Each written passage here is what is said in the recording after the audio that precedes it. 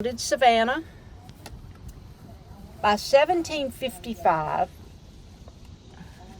the Mulrynes arrived, John and Claudia Mulryne. Now they came, they were newly married, they got here, they were going to populate the new colony of Georgia with Mulrynes. There was a problem. They had many children, not one son among them, and women could not own land. Oops. So that would be the end. Luckily, their daughter Mary, she met and married a man by the name of Josiah Tatnall. Very big name here in this city, the Tatnalls. You see, prior to that, he didn't have anybody to help him work the land. John didn't. But when Josiah came, man, they started rocking and rolling. You know, they planted cotton and rice, a little bit of tobacco. This place started growing. And by the end, it was thousands of acres. They were very, very wealthy plantation owners. So Mary and Josiah moved into the plantation house, and this became the Tatnall plantation. And it grew and grew. Now, it became a cemetery in 1846. So the Mulrynes and the Tatnalls owned the land until 1846.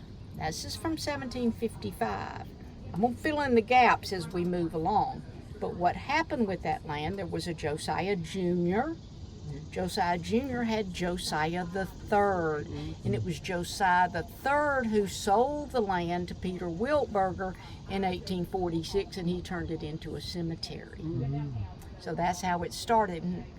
Now, Peter Wiltberger was a very, very smart man. He and his son, they wanted it to be an elite cemetery. So they made it Victorian Garden Cemetery, named after Queen Victoria, you see, because she publicly mourned her husband Albert over in Britain.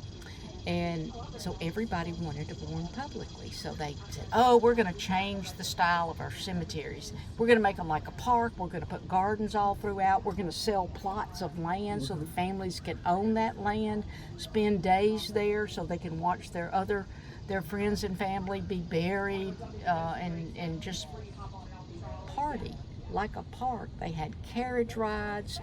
It took 2 hours to get here by horse and buggy. They packed up the kids, spent the day. This was their home away from home. They put coping around their plots. That border, that's where they sat because they didn't have furniture. Now, they might roast a pig in the ground, feed the masses. Now, at night, I think all of you know we love to drink here in Savannah still today. That was going on back then too. So at night they had big drunken parties out here. So that's what you're going to be looking at today.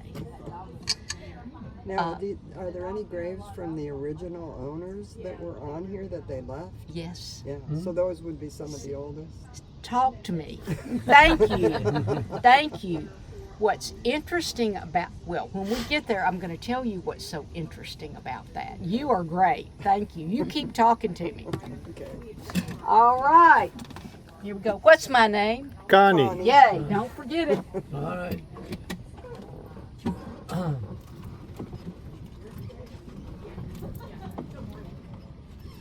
Am I going to miss y'all? Really good. Oh, good. Because I believe our 10:30 is already sold out. Okay, because I don't have any more reservations for 10:30 this morning. We're all full already. Right, what I'm saying is there's no way you're on the 10:30 because we're already all booked up. So could it be for a different time or a different day? I know you're booked up, but she paid for the 10:30. Okay, all the 10:30 spots are full, so Okay. there's no way, unless you're on a different day for 10:30 or you're on a different time. So do you have the name for the reservation? Yeah, Tolly. Okay. Sue Tolly. I don't have Wise guys. a Tolly. It's got to be with Wise Guys. So they should have sent you a text with a phone number and some instructions this morning. Yeah, well, If you- Bye, Renee. Yeah, so they'll pick you up right down there. That's a whole different tour company. All right. Now, back then, it was all about class and society. I think we have a bunch of Southern folks here, so y'all understand that. They even put entrances into their plot with their name engraved on it. And if you and I step on that plot, we're trespassing because that's their property. The city is not trespassing. You see, the city bought the property in 1907, so we're on a public road. They paid a fee when they bought it. It was called a perpetual care fee, and that gives permission to whoever owns the property in the future to step on it. So we've been able to do landscaping. As you can see, all of these bushes are azaleas. We've planted over 4,000 azaleas. We've lined Mulrine Way with camellias.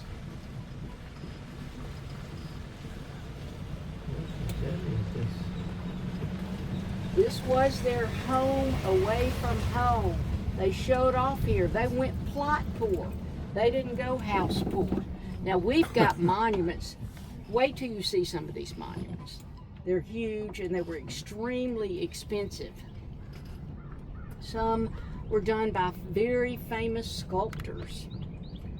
Several came from Italy. Philadelphia, there was a company in Philadelphia where they shipped in some of our monuments. One-of-a-kind monuments. Now this one on the corner here, the Lacknows, that came from the Sears and Roebuck catalog. That's right. We have about 200 monuments from Sears and Roebuck here. So, Connie, what part of the world are the gravestones from? Is it all local stuff? Were they made? No, I'm talking about the people that are buried here. Are they all local? Well, now people, many of them came over from Germany. Yeah. You're going to notice a lot of German names going up Mulrine Way. We had a lot of Irish too. Okay. We were full of the Irish. You're not going to see as many Irish here, and that is because German culture dictated success, money, prestige. So they wanted to be at Bonaventure. It was the place to be. That's what they strove for in life.